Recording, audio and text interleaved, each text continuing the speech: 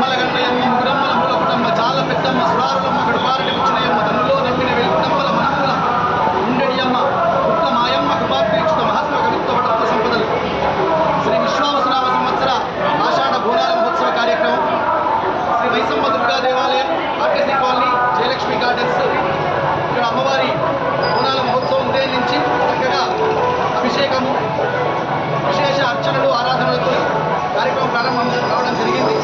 ఇప్పుడు అమ్మవారి యొక్క బోనము అంటే పూర్వం భోగము అని అమ్మవారికి నివేదించేది, పలుకుబడిలో అది బోనమని రావడం జరిగింది.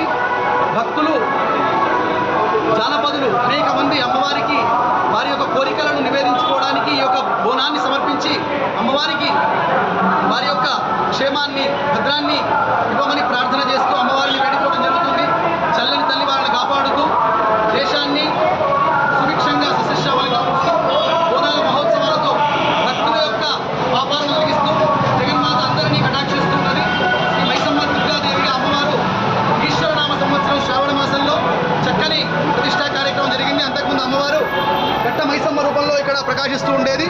తర్వాత పరిణామ క్రమంలో 1997 సంవత్సరంలో కనకదుర్గాదేవిగా, పోచమ్మ ఎల్లమ్మ ముత్యాలమ్మ దేవిగా అమ్మవారిని ఇక్కడ ప్రతిష్టా కార్యక్రమం వైభవంగా ఇప్పుడు రాఘవరెడ్డి గారు వారి యొక్క పరివారంతో జరిపించడం జరిగింది.